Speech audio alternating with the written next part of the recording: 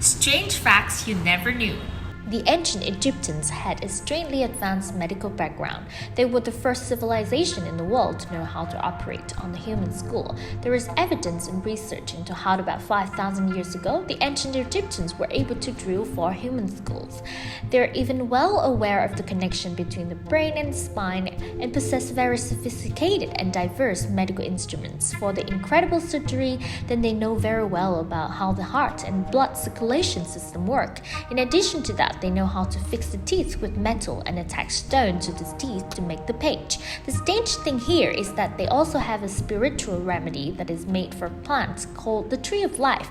And you know what? These drugs contain DMT substance that can calculate the third eyes, and according to their records, this remedy has the effect of healing the mind for people and improving the awareness. Spiritual awareness even enables communication with higher entities.